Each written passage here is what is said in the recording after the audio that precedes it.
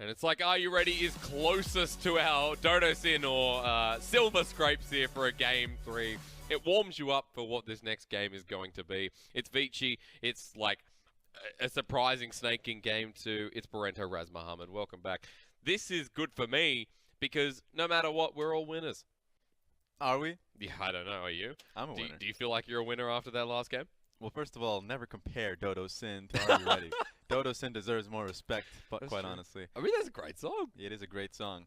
If you can find it, then good luck. It's out there somewhere on YouTube.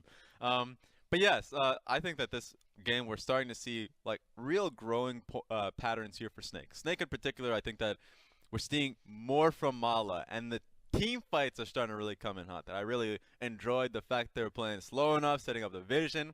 We got to see that raw team fight bot side that for me it was like nail in the coffin. It's surprising enough that on the Syndra as well, Mala was quite consistent. But yeah, for Ashura, that was just cleaning house by the end. Because take a look at this from Vici Gaming. If you're just seeing it from an engage point of view, this is pretty great engages from Vici Gaming. It's just that the moment they all start to fall to the wayside, guess who's coming out cleanly? Guess who stands out? Easily Asura. Triple kill, quadra kill. I don't know who stole it. I don't know who did it.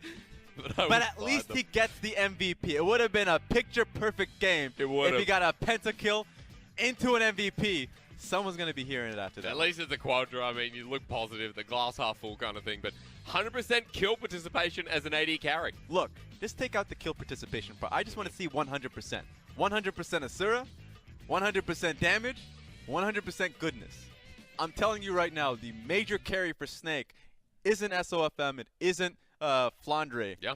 It's Asura in the bottom lane. Times are changing for Snake, and it looks like they're starting to realize this. Yes, and I'm not gonna say that when he goes up against Uzi or like the major top 5 AD carries. Like we're gonna wait on that. Yeah. But that's not the discussion. They're not having that discussion right now. Their discussion is to find a way to inch into the playoff spot, to take wins against teams like this. Like, they should be taking wins against OMG, LGD, like Vici, Rogue Warriors. These are teams that they need to be able to take out if they're trying to make the case that they're not a last place team. And they're not last place players. So the fact that the compositions are really now catered to protect Asura makes a lot of sense. Because all the new players in the LPL are forcing some of these more experienced rosters down below. LGD is a very good example with how they started their season, but Snake opened with a 2-0 over EDG. Easy. And it kind of went down from there, but it's good to see the resurgence kind of coming back in. But into Game 3 against Vici Gaming, it feels like they had their number on Game 2, a couple of adaptations in that draft. You didn't mind Vici Gaming's draft, but it was almost the same old by the end of it. I would say, once again, a lot of people focus on the draft because technically if you have such a limited window, if you're saying we do this and we can only really accomplish our game plan on this time limit, then you'll say, well, the draft is awful, right? Yeah. Like, I'm just saying that if you are a team that has such a great early game draft, play to it. Now, the only hole in the early game is mid lane because you're not going to get 100%. You're not going to get every pushing lane in favor of you. You had a good jungle matchup, top lane, and bottom lane. And it felt like when they had that all in position, they were like, all of our gold is now going onto Kennen. Kennen that can no longer split push the moment like he's the item deficit now go like handily inside and you can start tanking as much as possible. Yep. You have to play it smarter. And so if that's the case, the lesson for Vici is like, okay, we can't play in limited windows anymore. Then obviously they'll change their draft. The Band-Aid will come online. So they have a better late game scaling. I don't think we'll see Varus anymore because Puff does not like the being strong on an early game pick, not the ability to carry later on. Yeah. I think that's the last we see of Varus in the hands of Vici. Well, we didn't see the Chains of Corruption because there were just no opportunities to use that ultimate for Puff. But when we saw him on the Ashe, the ultimate could just be thrown out left, right, and center. They could play around that bottom lane because there was a lot more. There were a lot more windows, as we were talking about. So in the third game, I mean, the Kaisers are high priority. I'm hoping that for Vici Gaming, there's some way to go right. We bounce back and we don't lose another Game 3. With how slow these games are going too, I expect an Ezreal to be high priority. Ezreal and Kai'Sa should be the two picks up for both of these teams. I know that Kalista has been thrown into the wrench only because both these teams at the very beginning are like, prioritize laning phase as much as possible. Try and get your team ahead of the pack. But they're starting to realize as we go into Game 3, that's not amounting to a lot. Because the game is going much longer. They've realized that both teams are not willing to pick up their early game leads and just move to Baron immediately when they can. So I think we're going to be seeing slower compositions. I believe if they're confident putting Victor for Mala again, it will work. I think that he played it well up until he got picked up and made the boneheaded decision that he did. So I think that Mala has showed himself in game 2 that he is a strong laner if you give him the ball. That's why he's been picked up for Snake. Excuse me. He has a high ceiling rather than he's good at this point. It's his debut split of the LPL, as is everyone from Vici Gaming, don't forget. So for Snake, trying out a couple of new players, you have to remember that this organization has had success in the past. And we've still got the core members of Flandre and SOFM. So Raz, if we're not playing around that top side, at least we know that the top side is going to be safe and was still a big impact and still measurably safe in the second game. Yeah, and it makes it so Snake are now more confident in one specific win condition, which they've been hedging their bets in a lot of lanes, making it so their composition gives you, like, let's say Flandre a good lane, but then really seems like aimless when it gets to the 20-minute mark. So Sion makes sense. Give him Urgot whenever possible. Go to these mainstay meta champions, because although it is not Flandre's style to play them, he is still a great top laner with any pick that he has. I think this is the type of meta that you really just have to conform and play to what is strong, what is easier, what gives you priority. Because you have to accept that right now in Snake, they are not a good coordinated team right now. And so making the game easier should be your priority. Especially when you have, again, that new mid laner, it's harder to, you know, what lane do we play around? Well, they've found their window in, they've found how they do it. Vici Gaming, we knew that it was going to be about the bottom lane, but Game 1 showed us what Jay is capable of. Chalitza even added to that impact. Let's find out. Game number 3, an important one to get them off the ground. Both at 1 win. And Vici want to break their curse of going to Game 3. Wow, Snake still banning out the Urgot. Once again, I know they're on red side, but a lot of teams will still find like a Ryze or a Lissandra to be able to pick up against it. I know that Lissandra getting banned here, so even limits the options even more. It's fun. We get a series like this go to 3 games, and we're going to be seeing new picks again and again. Yeah, that's right. But the same bans for now, so at least if those news picks are going to come through, not impeded by what we've already seen banned across the board. For Snake, final ban, does it change it up? Because the Lissandra's not available due to Vici. They get rid of the Zoe again from Jay.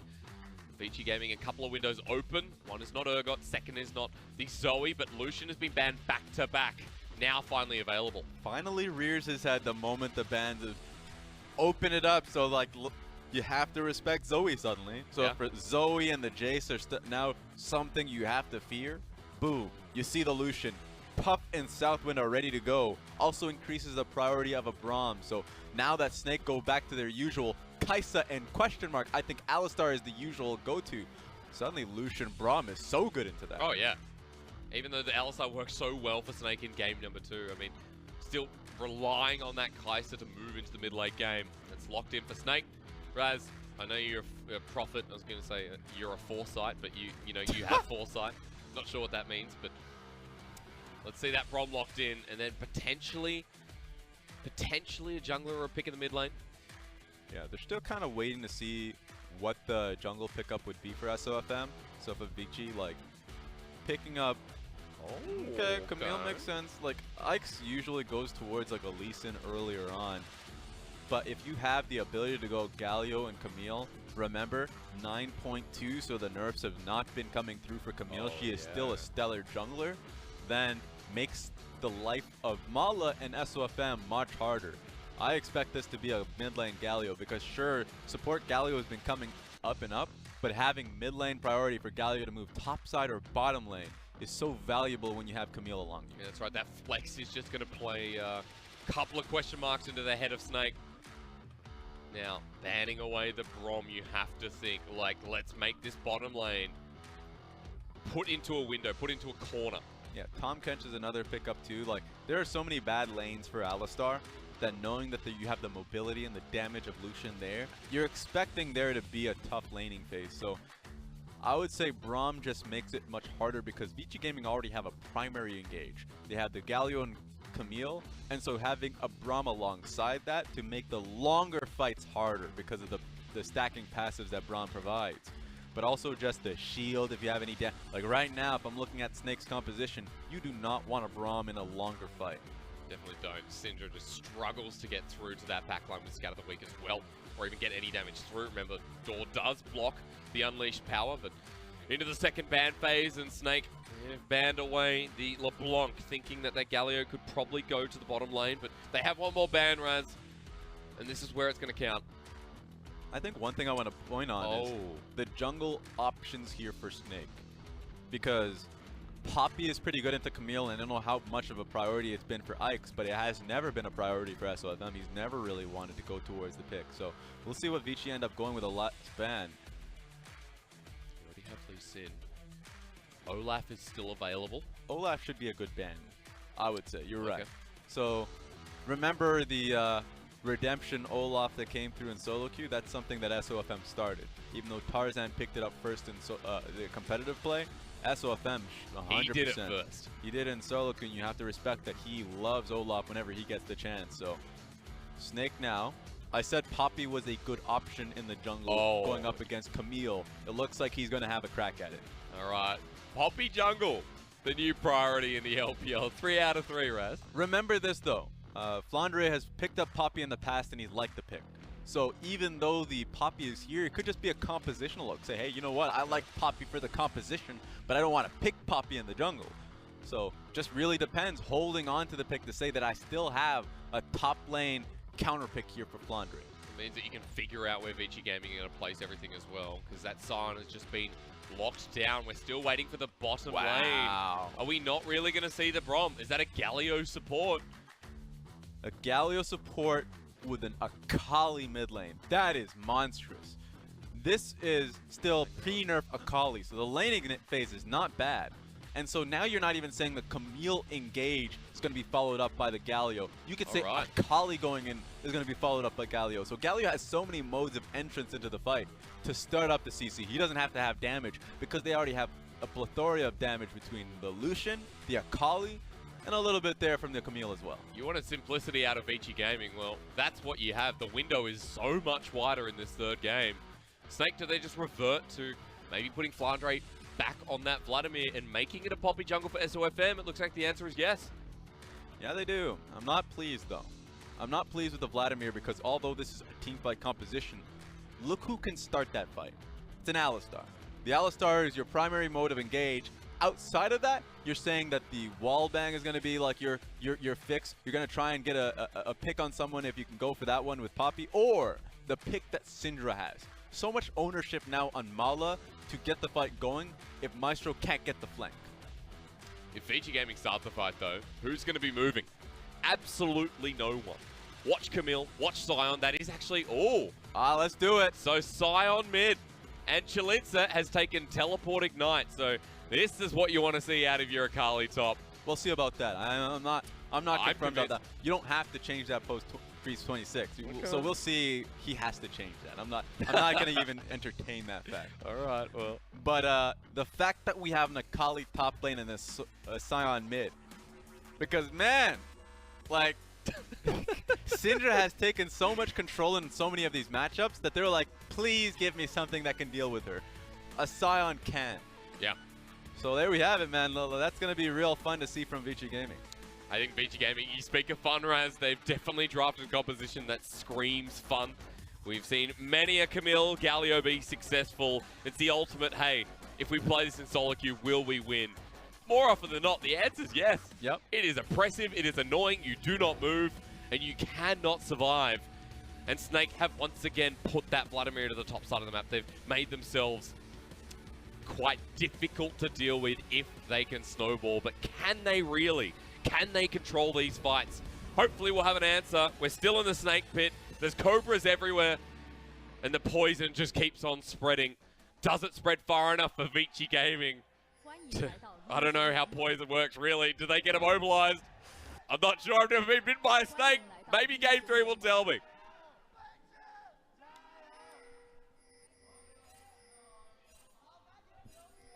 That is the greatest entry to game I've ever heard in my life. I had no idea. I'm like, well, I'm digging myself into this one. I better keep going. Oh, I love you, man. You just, back in Australia, you know, red belly blacks, you stay away from them. You know, the red belly black snakes are very scary. So. You know too many specifics about snakes. You could have just easily left it at the you gonna die, but you just kept going in. Is he paralyzed? Is he okay? Is it the right snake possible? But no, we're gonna get to the game, and for me, looking at the lanes, the one that's not surprising is Spellbook for Jay in the mid lane. It is a teleport ignite that you are pointing to top lane. Okay, Raz, I have seen this in 9.1, to be fair. So, I think it was over in the LCK. This was kind of the go-to for kill threat as well as the teleport. For me, it's a really good indication that top lane is going to be a large priority, because the way I see it, especially Fleet Footwork Akali will have the pressure. You can even see him pivoting here, but he's on top of a ward. So what I would love to see, and I know SOFM going to take a while doing his buff, but usually you'd wait a little bit, bring in your jungler, and you can just push him out of that one pretty easily. But he can actually just wait it out until the wave gets low enough to where Chalice's like, all right, I'm going to go back to the wave. But yeah, you're right. This is going to be really tough for Flandre because he's going to get pushed in by the Akali repeatedly. The passive damage is something that consistently stacks on top of him. This is really rough for the Vladimir early on. So this is them saying that we have a trap card. The trap card is an Akali top lane into Vladimir 1, but also Ignite. So like, even pre-6, I have kill threat. Gonna be fun to see. You leave top on an island, you go to the bottom side, and that's exactly what Ike's has done, but taking the lens first means he will be able to clear out that wall. They know he's at the blue buff. You can see at the top side of the map, SOFM is potentially positioning for a level 3 gank onto Chalitza while the bottom lane gets pushed in. He says, stay there. I just find this really difficult for SOFM to get a gank now. He goes top lane, then guess what? Shroud. Chalitza can deal with the Poppy for a long amount of time. And then if he goes mid lane, well, what is he going to do, right? It's very difficult for you to ever get a gank on top of a Scion and make it count. So for SOFM, he has to be focusing on solely on Ike's. Split up the map as he's currently doing, farm up to a point where he's comfortable and he's protecting his top side of the map. The ping is coming down though, so it looks like Poppy's looking for this gank. I don't know if it's going to be successful. Yeah, I thought he was going to go for the vertical jungling. Ike's was doing the same until a moment ago. Gank for gank. Top versus bot. Here's the counter. Is it a waste of time or is it not? Forces him out of the Shroud. Chalitza will go back in. Now you speak of waste of time, he will heal up. There's a first blood in the bottom lane. Chalitza is still alive. All he has to do is outplay, but now out of the Shroud, he will go down. First blood does go over to the side. It's actually a 2-for-1 trade.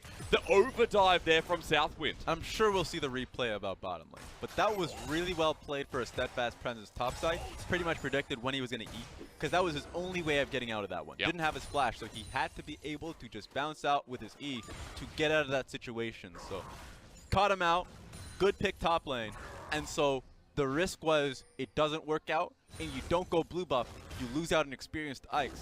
Ike's is going to look for this mid lane play.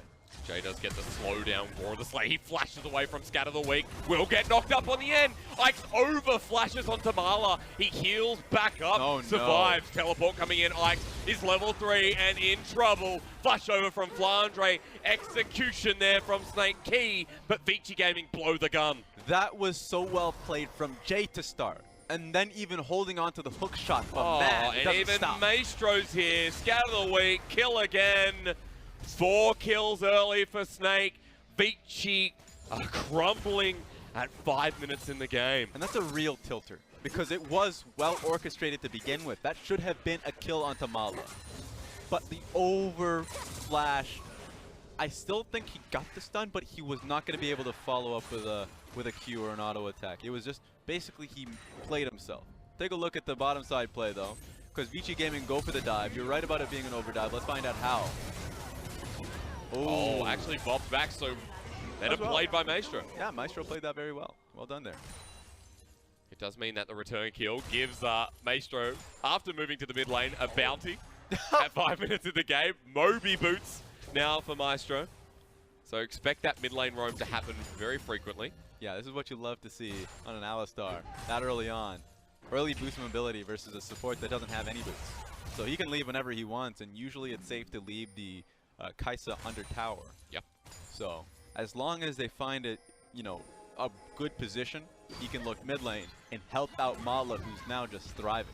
Yeah, Mala did pick up a kill on that trade as well, as 10 CS ahead, but the issue about that trade for Snake at the moment is that First Blood went over to Puff, who has a almost 30 CS gold lead. That'll of course shorten That was an interesting scrying move. Like, let me find that control ward. I will say that the breadcrumbs of control wards and wards catching out. Ike's slowly moving in for a dive.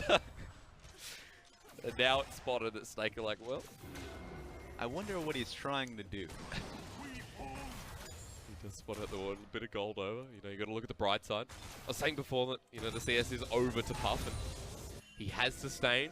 Of course, this is 9.2 Lucian, so anyone who's experienced 9.4 knows that Ardent Blaze is not maxable anymore. Rather, a couple of points should not go into it.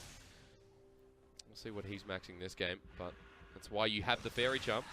We were even seeing Lucians actually start out with a Doran's Ring, with the extra bit of damage coming across. Just has so much control in lane and an ability to constantly proc mana flow ban. Like, mana flow ban right now is incredibly strong.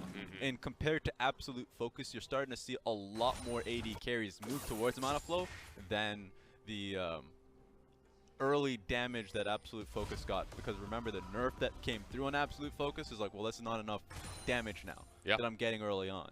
And comparing that to the 200 plus like mana that you're getting just from stacking up mana flow bans, you can continuously do this. Just poking in lane, incredibly effective. Puff has put 3 points on the W as well, so Ardent Blaze is starting to chunk out. And bottom lane will keep on going. Look at the discrepancy. So Maestro may roam, but Southwind is almost level 6. Puff will get culling soon as well. And that's severe kill threat on Asura, even if he has his ultimate. I just love the fact that Poppy's bot side clearing out. He recognizes what the game plan is, and he's trying to counter it. He's not trying to go topside again to actually put Vladimir farther ahead. He's just saying, no, I want to slow the game down. If I get another gank onto Vladimir, what does that do for my composition right now? Nothing. He needs more gold, and so slowing the game down is actually far more beneficial than getting some extra kill gold onto Vladimir at this moment in time. That's why SOFM's trying to hit 6 as soon as possible so that he can keep the bottom lane safe, rather force something down there sooner rather than later. But with the culling, Asura's forced out again. This time it's not a death, but he's still out of the lane. Look at the difference. Look at the wave that is going to be denied. Jay realizes that this lane is the winning lane for Vici Gaming, and of course you do. He walks down bottom as well just to secure vision. And also a big plus on top of that is you can actually get the turret plating and then find a good base timing because you have a tank support, so you just get like that much damage with Demolish on tower. So much gold is free flowing into Puff's pocket. Oh, hang on. Smite. Oh! Nice. Outplayed. Just struts over there. So easily done. Hextech Ultimatum is available as well, so for SOFM, if he doesn't land his ultimate, that's when Ike steps into the show. And with that vision secured into the top side as well, SOFM just has to go back into his own jungle. Ike's definitely playing the better Camille game we've seen in the LPL junglers. Let's take a look at this. So what you see on your map is sustain versus sustain. Fleet footwork, Vamp Scepter for Chalita, and his Q still gives him sustain early on. Yeah. Because it's 9.2. And so it's just being outmatched here. Flandre cannot deal with that in a skirmish, so that's why you're seeing him just like play it back underneath tower. Thankfully, because of the early ganks, he has, 10 CS advantage. But Chalita is starting to make it up. Vision again prioritized. This time Chalita drops it into the first brush leading into the enemy jungle, but you can see control wards into the top side, and you can actually see control wards in general. That 3 versus 1 for Vici Gaming. It's nice to see. I think one of my favorite teams coming into the LPL that aren't the top tier teams, but are teams that really prioritize early vision. Get out of here. That was actually looked too easy. Nice. I mean, that's just how hard it is for a Poppy to gank a Scion. Yeah. I would say 2 teams. Actually, Snake used to have really good vision control. I still think that they do, but not prioritized as much as it has in the past. And then old Newbie. Newbie in the back in the days for me was really got me going because they would have Sky or V, whoever was in the top lane, constantly shove out and look to put a ward on top of Krugs. That being said, opposite from Krugs' bottom lane, which right now Asura is getting a little bit of a pounding. Yeah, this is a bit rough. At least this time Asura does survive and is able to pop the pots. And Asura still able to be in lane. That's the positive here. Ike's just getting Rift Herald again. I think this is 3 for 3 for Rift Herald games for Ike's.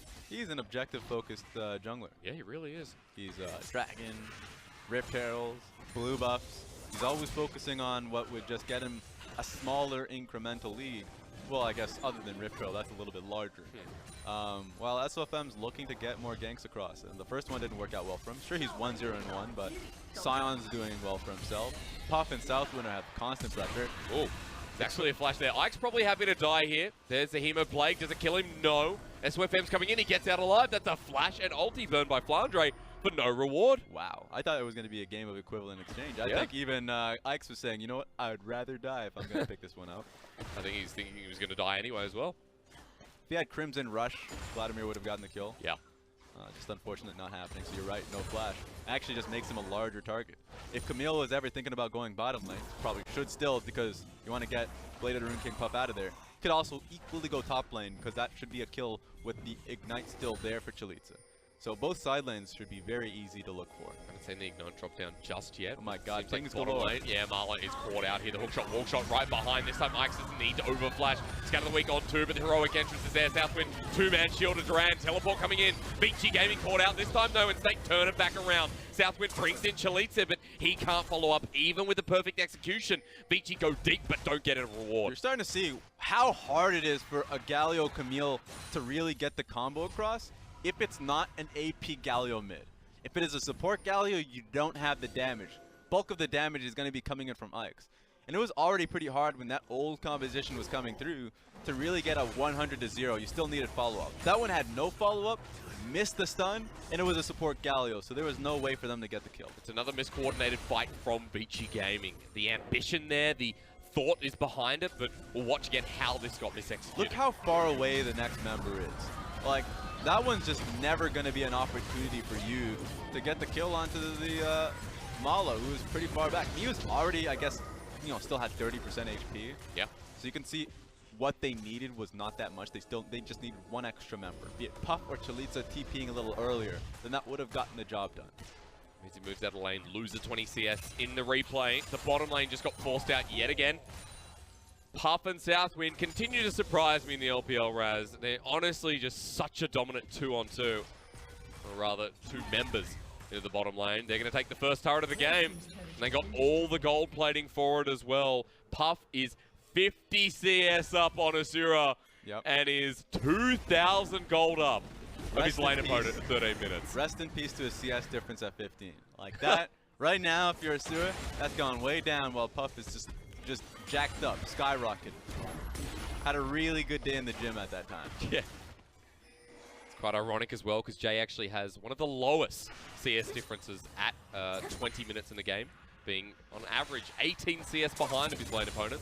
That's good that Puff makes up for that on Vici Gaming. Now Chalitza does have perfect execution in this top lane. Flandre, the Crimson Rush will go by unanswered. Yeah, because every single time he's trying to rush up with that Crimson Rush, boom, trap. That's why, in theory, like, this is a very cool top lane pick and an Ignite pickup.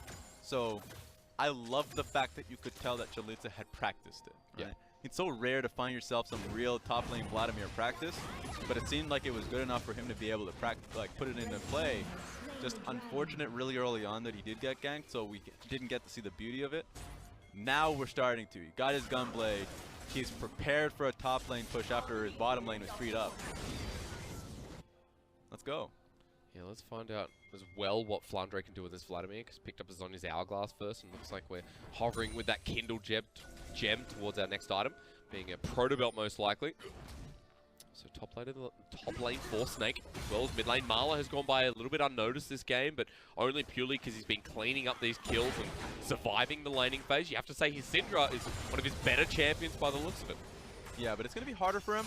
Adaptive Helm pickup for Jay, and a much more mobile Pup who's pretty far ahead, I would say, right now. So if we're talking about what Mala can do, I don't know, man. It's just in the perspective that right now Snake have the kill lead, but are actually losing out in the goal lead. It's a pretty good indication of what's been happening across the map. They move mid, this time Vici Gaming pushing towards that turret. More gold, more objectives prioritized. That Rift Herald was used before. That's not up and available to clean this one open. Chalitza has Smokescreen, uses it, but look who's up in the top lane. That Ignite was dropped down. Chalitza has perfect execution. Flandre has just used the ultimate Hema Plague there. Chalitza underneath turret will pop. And he's forced out. Vici Gaming see the rest of the members coming up. Dropping Ignite, pretty gutsy knowing that you don't have your Shroud up. So it seems like he was expecting no members to be there and protecting him. That Maestro wouldn't be there, which is a fair enough Ooh, see, it's getting tough. Fair enough, but that just makes it so now that Chalitza has to go back to base.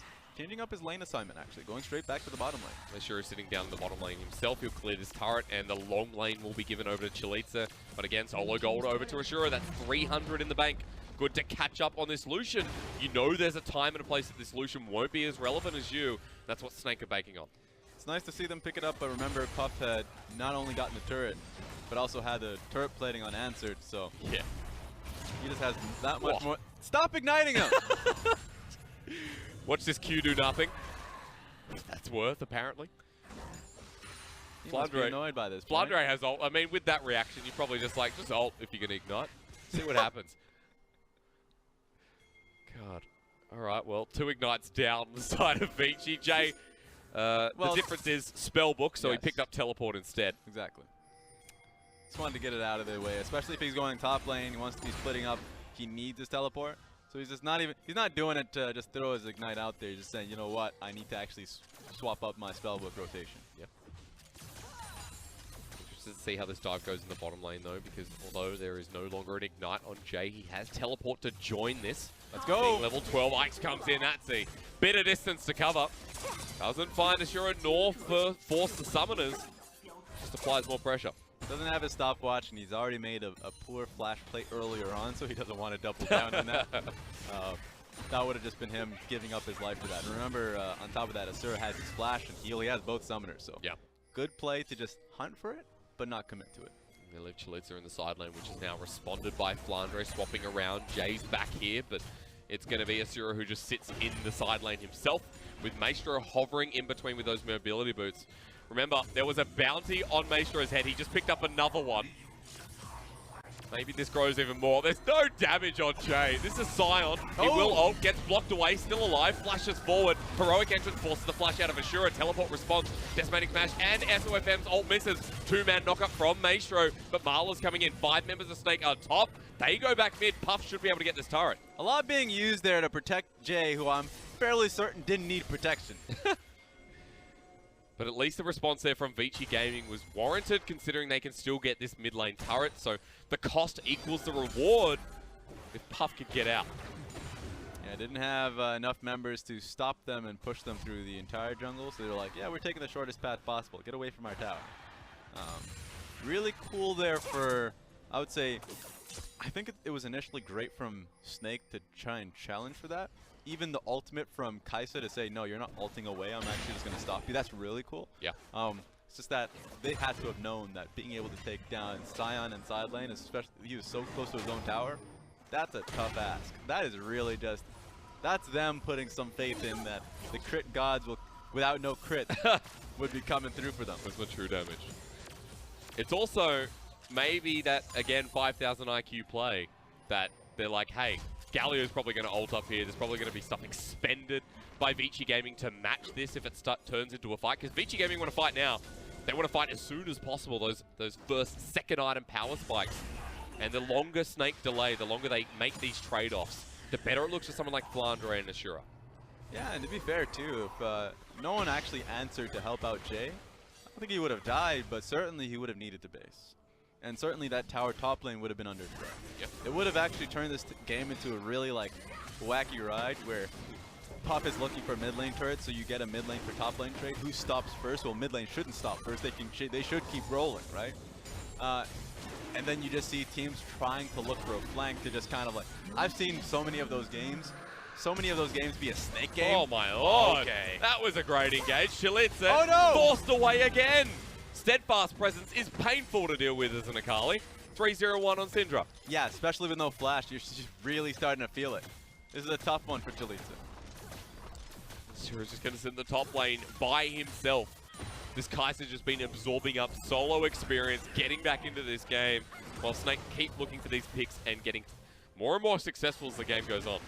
Hey, it seems like SOFM paying it forward. Hey, you know, this is my blue buff now. How many games I didn't have blue? Not 3 for 3. Thank you for getting it. I'll take it. You already have blue. That's a fair trade-off. Baron's up now as well, so getting some of that deep vision off that play too, but we'll look at this flash heroic Boom. charge. Wallbang, hold on to it too. Waits for step, boom. Just like that. Yeah. I love the patience there because he knows that you gotta wait a little bit. The W will come down, Shroud's gonna come down, other members are gonna come through. Then you hold your steadfast presence. You bring it up. I felt like that was played perfectly there. No, you don't have flash. Get out of here with that nonsense. You can't protect that. You can't protect that. Jay thinks he can. All right, Especially with this 3 mid. Threatening. I mean, Jay just doesn't die at this point anyway, so he should be fine. Needs about 4 members to commit to him. Actually, on the top side of the map. Remember, Baron is up, but of course that Infernal's there too, but not for a while. Actually spotted out by Award by Puff, cleans out this turret. Falling very aggressive towards it considering Maestro's here. Yeah, Maestro has flash too. Flash headbutt pulverize is definitely a consideration. You just have to watch where Poppy is though, because they're not going to look for the play if Poppy's not wanting it. So, seems like Vici Gaming are going to have the ability to just take down this turret for free. Okay, so trading off top lane turrets means Gold's back to dead even here at 22 minutes. Vici pushing in towards this top side jungle. One thing you got to be concerned for though is Jay's inching closer to his Gargoyle Stoneplate. Doesn't he have to be pressed too much because his stopwatch, he's had it for some time. So if a play happens now, he can stay in a fight wherever long he wants. He can create the space that Puff needs. So he's not really pressed to go back while he still has his stopwatch. But the moment he's used it, has back to base, Gargoyle Stoneplate. The ability to last that much longer in a fight. Vici didn't have that last game. Last game they were on a ridiculous timer. Now they have that and then some. And we're still waiting for that fight to come through. It's just been small picks from Snake, but the full 5-on-5. Jay's opted out. What is that, Clarity? Rightio. So Jay obviously wants to give mana over to someone. No, uses it. Now we're back to Flash. Nice. Spellbook still a great meta. At level 14 on this Scion, so you're right. He picks up the Gargoyle Stoneplate, and it's the second back now for this mid Scion. Now, Marla may have 3 kills, may have 2 items, and is doing damage arguably to Jay. But the Scion against everyone else is just going to wreak havoc. And Snake just don't want to force it in. He's definitely trying to rush for as much magic penetration as possible, but I just want to see this fight. Come on. It's not going to happen. I really wanted to see Chalitza just go for it. But there's so much pressure now mid lane that far more likely it's going to be Vici actually engaging on a fight. Because they have so much control around Baron's side that Snake have to rear their heads out to get any form of vision on it. Vici also playing it very close to the chest once again. In game 1, the win was just methodical to the point of obsessive compulsive disorder, you'd say. Game 3 feels like it's almost the same. Attempted kill onto the mid lane there, at least pushing the wave in. Colonel has no idea. Absolutely none. As this graph is up, he actually shifted closer to Snake. So he's like, I have no clue, buddy. Why are you even looking at me? 2 thumbs way to the side. Needs to be some editing there. And Vici, they are at a pretty even standpoint right now for Snake. The only reason they're able to push in is that Puff has the 2-item threat. Even though Guys has the same. Now for the ulti, that's gone backwards. Asura's caught out, ult's back in. This is the heroic entrance, but Ike is almost dead. GA picked up, so he survives for now, but Sion being a disruptor in the fight. Into the backline, Chalitza gets the pick onto the AD carry. Redemption comes in, Vici all still alive. Now for Flandre, the knockup is flashed away from Southwind. Can't get the Justice Punch, but Snake this time are picked off. Beautiful from Chalitza. Just waited it out. Asura had to use his ultimate at the beginning of the fight because of Sion. And so, like, that's fine. He's repositioned excellently. But there's still an Akali eyeing you straight down, is also able to still get out after already, you know, the Shroud being expended and not having Flash. So, great to be able to see there's just a clean 1-for-0 pick. I'm honestly just glad we saw the Ignite used properly this time as well. Let's take another look. Let's take a look, because Asura walks up to the tower, nobody there for him, so he's like, okay, I'll reposition, right? This is okay. I still have HP. But then it's Chalitza right on top of him, has a Shroud, and then just goes straight through, because you're right. All you need is the full execution of your R2 and your Ignite. Yeah. Beauty of it was, Puff wasn't involved in that fight at all. Drops a culling, he's already out. Snake could have had a couple more losses there as well, and Puff was able to position without Asura in the way. It's for the cinematics.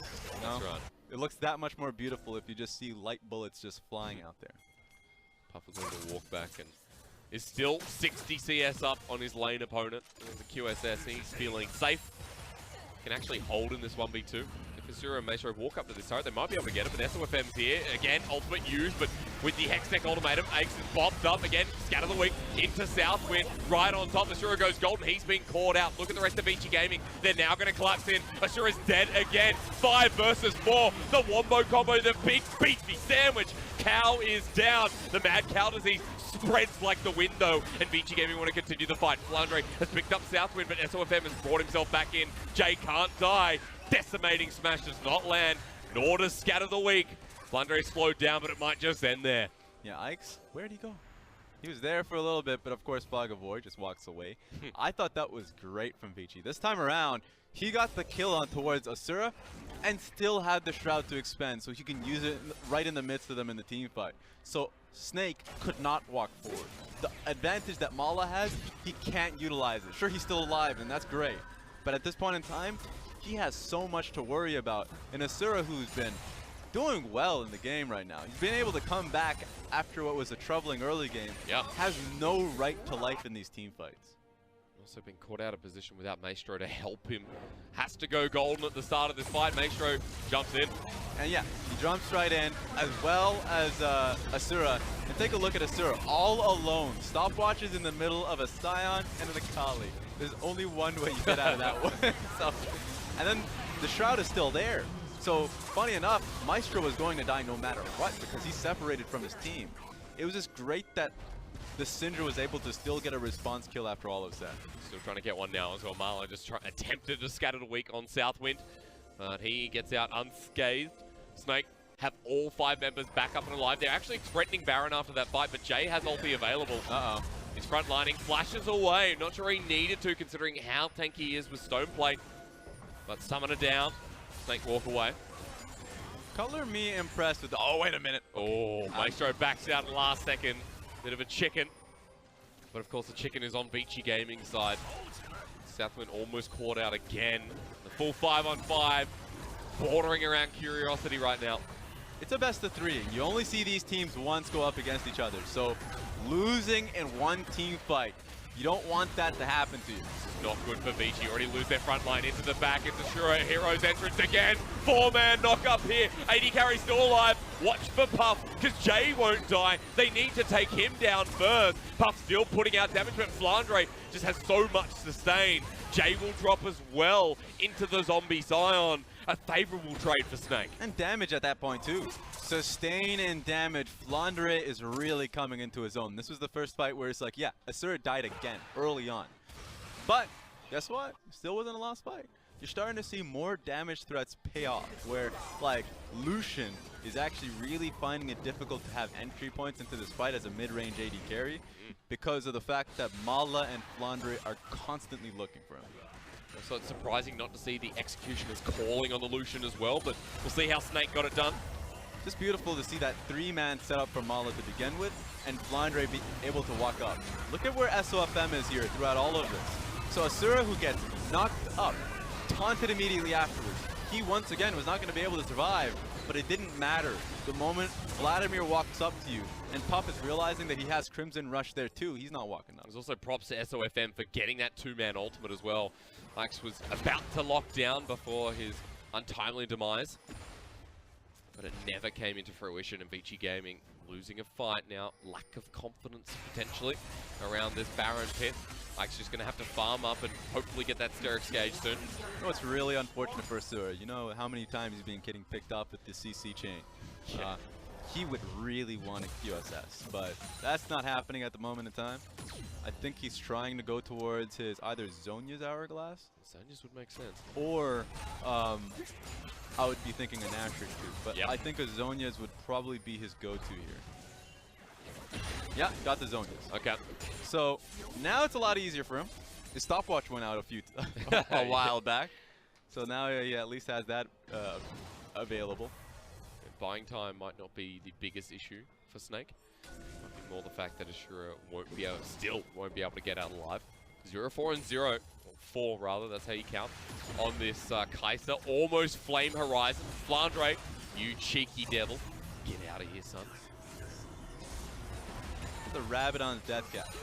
Well, it's not hurting Jay, who has an adaptive helm. It's certainly a problem for Puff. So Puff and Ike's are gonna feel it. Okay, here we go. Yeah, you might want to pause because what happened there? Southwind? What happened? So, I remember a few series ago, SOFM did that. He walked up to a bush, he knew that 3 people were in there. And I was like, I'm pretty sure that's not a bug. That's not, like, that's just what SOFM does. Yeah.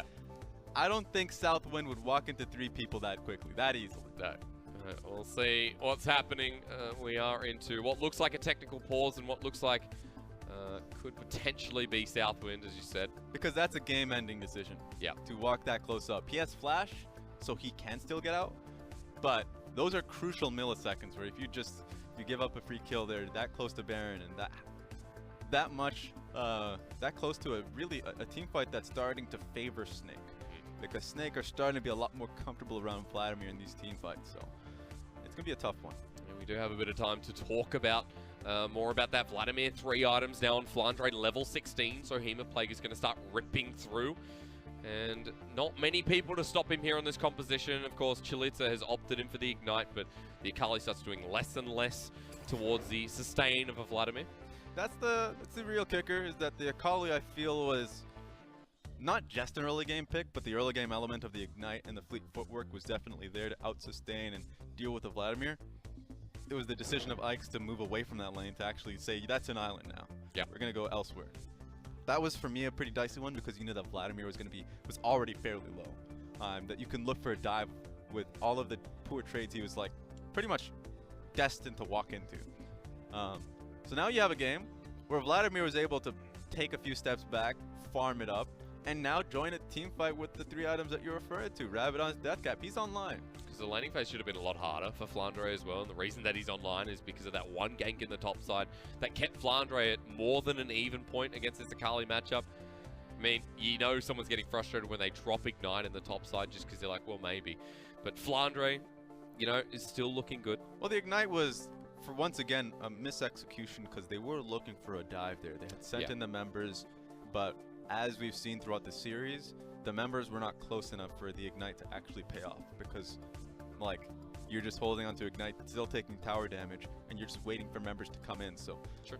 I think that's the real issue we're seeing from both these teams, not just in this series, but throughout the split, where they have great ideas, but the ideas are not much. Like, it doesn't mean too much to me. Like, the ideas have to be executed upon.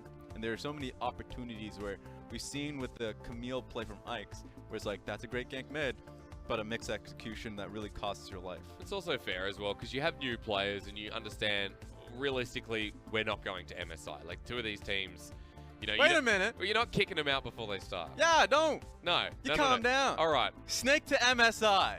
You believe? No. No, I don't. You said at the start of the show. I don't want you to challenge me. No. I'm not. Look, never discount someone before they start, but they have a couple of splits to work this in motion. They've got newer rosters, especially Vici. 5 new players. We haven't seen Caveman. We haven't seen Howdy this split. Yes. I don't think we're going to see them this split at all. Frankly, after the performance that we've seen from Vici Gaming when they're up on their highs, they look fantastic. I don't know why you'd bring anyone else in. And to me, I think that's more of a statement to how teams and organizations are taking the franchising model. Because one of the major worries are teams, okay, we're going to have to go back in. How does he die? Let's find out. So nothing happens. It's just Southwind who does have to burn a flash. Interesting to see what happened there, but either way, that's someone down on the support of Vici Gaming. Yeah, not a concern, I suppose. But that should be... Oh, wait a minute. Where are we going? Maestro's finally moving. I believe that was a visual bug. Jay does ult in, but misses away. Vici Gaming now going to take the fight with Culling in succession. Here comes the Hemo Plague hit. 3 members strong onto Chalitza. Flandre taking the fight, but into the backline. Ike's goes straight in onto Marla. Can't get the 1v1, but everyone's jumped on in. Puff survives. Snake not going too well, but Flandre still lives. They had to turn this around with Ashura. The carries now for Snake. Still looking good. Chalitza jumps in. The Ignite drops down on the 80 carry. Snake still going strong. Chalitza survived. The Scion lives. So tanky. Flandre hasn't died just yet. Puff needs to get back in, but he can't. Jay will sacrifice his life. Puff is the only one alongside Chalitza to survive, and Snake make it a 2-for-2 remaining. Just look at that. Flandre is a demon. That is insane. They should have been like wiped ages ago. But in terms of priority in a team fight, who do you look for? Yeah. Asura number 1. He's the AD carry he's been farming up. Makes a lot of sense. Number 2, Mala. He is the most farmed member, fed member. Makes sense. But by the time you get to the Vladimir, you're like, wait a minute. Didn't we chunk him through AoE? Like, Akali had run through his HP, but it felt like so much effective HP was coming back to Flandre. So I just want you to do one thing. Look at Flandre's HP bar. Because throughout this entire fight, he's been low, Crimson Rush, comes right back up. At this point, boom, back up. So Chalitza almost dies here. They punish him. He's below 50% HP, but he has Crimson Rush again. So guess what? He's back up. Puff has to back away from him because that's a new threat. So he's trying to play this one out perfectly, but he's been getting so much Crimson Rush procs here. But with how close this team fight, this was literally the difference. Look at this. Flandre should be dead. Up. Vladimir needs to get deleted. As a champion, he needs to be deleted from the game. He needs to be taken away from the game. 2-0-6, almost 4 items, and Flandre cannot be killed unless they bind him 5 versus 1. I'm just putting this out there because like Vladimir is not a priority pick as a champion. He takes too long to scale up. But when these games do get to that point, we've seen metas where Vladimir is the meta. Yeah. Like 2017 early on, where 2016 too, when Athena on BLG was the mainstay. Like, this is so hard to deal with. I don't know how Vici can do it. Let's go. Well, they're going to start by going in head first. Remember, Flandre being the target. Puff pulls out the calling again. Flandre gets a Crimson Rush. Jay at a quarter health. This is the stone plate down for Jay with the decimating smash to re-engage, but Snake steer clear. Jay at half. Flandre in first with the Hemo Plague. It's already been used. This is the moment from Snake, but they just force away Vici. Vici stopped the Baron. Early on in this game, the stone plate was coming in late because he had the luxury of doing so. Now with how hard it is to start these fights, he has to start it out right at the beginning. That means he loses out so much time as the fight goes on. He's been getting chunked out so quickly. Thank the Lord he has HP regeneration, because if he had to go back, then that's just a green light for Snake to go on Baron. At least at this point, you can say that the ultimate's up and available for Jay, but Flandre has his as well. Gets chunked out first. Remember, it doesn't matter. Jay into a war. Hemo Plague there. Doesn't hit Puff, though. Chalitza and Southwind forced away. Jay ults, but flashes because he misses. Tries to get a Roar of the Slayer, but Snake are following this up. Scatter the Weak does not land. Flandre pops his head forward and says, "G'day." Just feels like there are 3 tanks on the side for Snake, and I'm also referring to Vladimir. At this point in time, Snake should start on Baron. They have such great team fighting. Look at where Maestro is. He is ready to start this fight. Jay doesn't have ulti. He's tagged first. Over the wall. Maestro gets in first. Southwind gets the response. Vici Gaming a split off here. Scatter the Weak here. Watch for Ike's trying to get to the backside. Puff is hitting. Maestro's down, but Flandre's already gotten a response there. It's support for support. Flandre's ignited. Goes golden. Jay living for now. The ignite on the backside. Flandre's alive. Jay tries to run, but Asura follows him up with Killer Instinct. And Flandre's still alive somehow. Jay can't even get near him. They're going to go back to Baron, and this time Snake might get it. If you're Asura, feels good, man. First fight in a long time that he feels like he's not getting jumped on because the priority has shifted to Vladimir. So here we go. This should be a free Baron. No one wants to touch him with Jay, Chalitza, and Southwind down. All right, Baron of the game, 36 minutes in. And stepping on toes here, a Snake. Vici Gaming. I'm not sure if they're wearing steel cap boots with this one, but I think we'll find out with this third team fight. Look at this, and one, boom! He wasn't even planning for that to happen. That was just at the very end of his Hex Flash. And then he just locks down Southwind. He's not going to be able to get out of that one scot-free. And once again, you were talking about Vladimir. He was so close too, but guess what? Zonius. So good luck with that one. He came out of it as well, but he still lived, still alive. But Asura now feeling confident. As you said, the AD carry is still a very real threat as we've gone to that late game point. And Puff is less and less relevant, even though he's still pumping out damage. take a look at this the itemizing from Asura. Now going towards the Nashor's Tooth has already picked up the Hex Drinker, so he has the extra little bit of protection. Doesn't have to worry about the Chalisa 100 to 0. Because if he's 100 to 0ing Asura, he still has Zonias. Yep. Oh, here's another fight. I'm just kidding. Get out of here. Ult into the wall. Scatter the weak. This is the ult he now needs from Ike. Flandre's in the front. He has a Crimson Rush, but he can't get it. Puff needs to get him now. Kill the Vladimir. Oh! Burn him. Puff gets him. Now for the re-engage from Vici. Vladimir is down. It's a 5 versus 5, or 5 versus 4 rather. Marla gets the scatter of the week. 2-man knockup. Maestro's going to go next. Puff and Chalita still live until Ashura deletes him. Kaiser wants to go in. Finds a second. Snake somehow turned this fight around. Jay is next on the chopping block, and Ashura takes over the Vladimir. That, my friend, was King Kunta Alistar. Maestro the king after that, because when Vladimir's out of the fight, Puff is feeling, you know, he has that swagger on him. He can walk up in the fight, but Alistar, his death push, he just go right in, flashes through, pulverizes, and headbutts Puff right into his team, and eliminates him. There's no way you can hold this game on Chalita. And he might have won the game as Shuro Chalita doesn't have perfect execution in the smoke screen, buying time. He might have to go back in onto Marla, but he's going to the fountain instead. 10 seconds left on Puff. They may have just done it for Snake. Straight onto the Nexus now. A hard-fought game that can no longer be saved. Whether it's Ashura or Flandre, Snake bounce back and bring themselves to 2 wins. One replay I want to see again is that last fight, because finally that Vladimir gets taken down. But Maestro came up big. It really was Snake's team fighting that came back for me.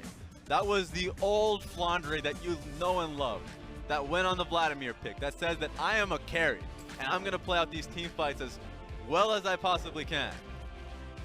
Asura was getting picked down, and you know what? In the past, if Asura is down, they're losing that game. But it really felt like multiple threats. Mala had his best series of the split, easily. Oh yeah. His Syndra is now something you have to respect. Beforehand, you're like, he's never picking Syndra, he's never picking the carry mid lane. He's permanently picking the Galio and Lissandra. He came in so strong in this series. So much pressure there. And then later on, in Snake fashion, Flandre's mages, Flandre's Vladimir is what won them this series. We don't see Kali or the Vladimir as something to fear. For Snake, it's definitely a feels-good moment when Marla is able to win this series. And I think as well for this rookie, there's been a lot of pressure on him, but also a lot of feelings towards him being the lowest ranked mid laner in the league. Maybe that changes with a couple more Snake wins. Definitely. Well, it changes with more performances like that, because even in game 1, where he had a tough lane, he was still doing well early on in the lane matchup. Sure. So it's getting better. It's getting better. They may not feel it. You don't see them jumping for joy, because even in the end of this series, Snake as an organization and a lot of these players would, in the past, be like, well, of course we should be taking down Vici. Just last year in spring, they were taking down all of the top teams in the Snake pit. Changing paces, changing wins. This time around, they have to start from step 1, square 1, and it's getting better. The new members of the lineup, Mala and Asura, have found their place. Yeah. Also, the note I want to put out is that, of course, Flandre has the most damage. Could have been a hell of a lot worse if there was another fight that came through, but 33k. That's really something. That gold graph is something else. That's when you just don't know if that person's still on the lifeline. You're like, I don't know if they can make it, doctor. But at the very end, breath of fresh air, you're like, whoa. Boom! He's ready to go. He's kicking. He just popped up. He's like, what's up? I know I was in a coma, but I'm ready to go. Don't even tell me what year it is. It's my year. I'm pretty sad though, Raz, on another note, a completely down note. Go for it. That Vici Gaming, once again, go to another game 3 and unable to close it out. I mean, that just happens, right? Like, once again, I'm just talking about the fact that both of these teams have known what it is to go the long distance of the series. Snake has a little bit more experience in being able to do that. And on top of that, once again, consistency. Consistency is like in game 1, Vici looked great, sure. And have been able to, like, bully SOFM a little bit in the jungle. Ike's is looking better. But consistently being able to play it out again and again has been an issue where in this time around, Jay wasn't able to actually get the ball rolling early on. Yep. Had a really difficult time versus the Syndra.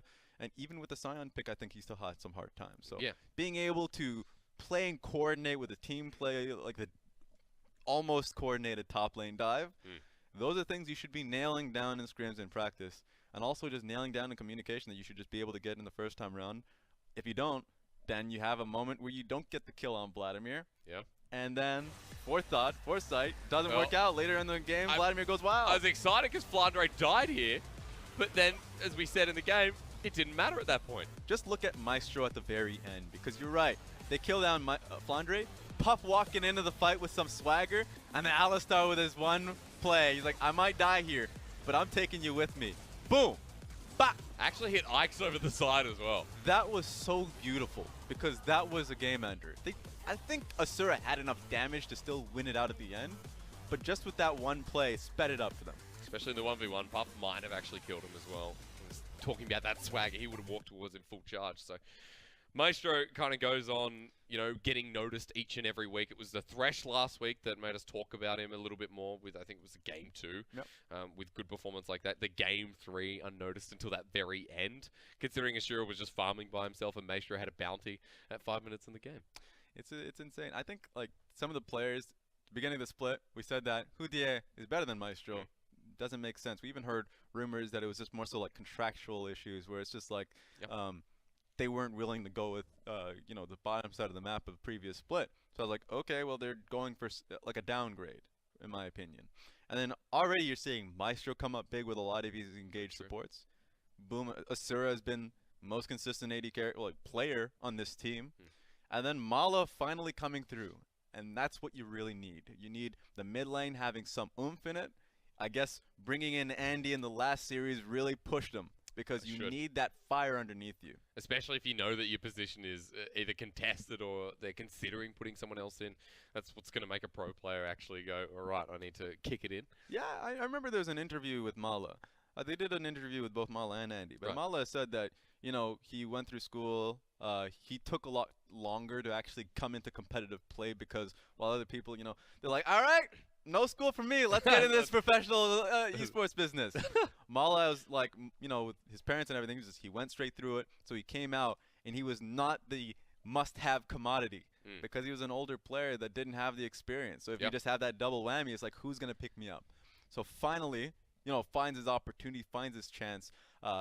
Korean challenger, but also comes into the LPL, gets the opportunity, and this is his first best series. Hopefully he can continue that role. I want to talk a little bit more before we do head on to the next series. Just quickly about Flandre and where he can go next, because the versatility was there. This is the star player of Snake that hasn't missed a game since its inception in 2014, by the way. So, I mean, like, that's some commitment. Flandre, it doesn't have to be about him. Even in the side lane, the Vladimir, that game, it wasn't about him. It became about him because of the way and the scaling it went.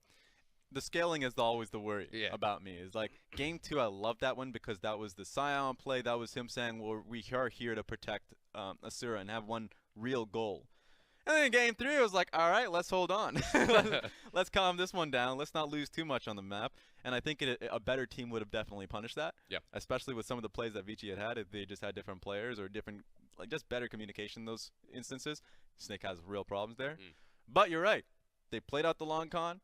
The long game, we went through. They went around these major objectives. Asura just was, he didn't till out of the world. He was like, all right, I'm dead in the beginning of the fight again. It's fine. Next fight is going to be better. I have Zonias. It's like, I can last longer. We just needed the Vladimir to have items. That's right. They got to their item break points, and they finally won through team fighting. And you could not kill Flandre for the life of you. I mean, that's why you make the Blood Mage your MVP this game. It had to go to him. It's not really about the damage there. It's about being a pain in the backside. It's the double whammy. Because you don't get to see 32% damage percentage for top laners.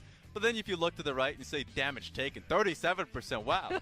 So you're taking that much damage and dealing that much damage. Did he die? Oh, he only died once? I swear, when a Vladimir gets that stage of the game, it's actually just so annoying to watch.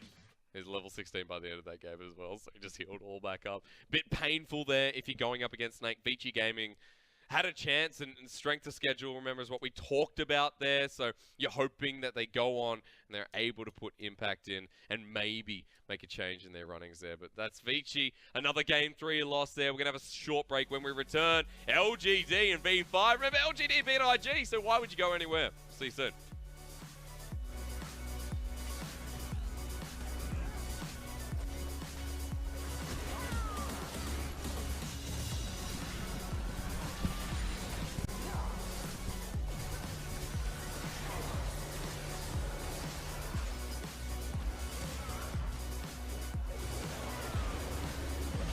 Must have only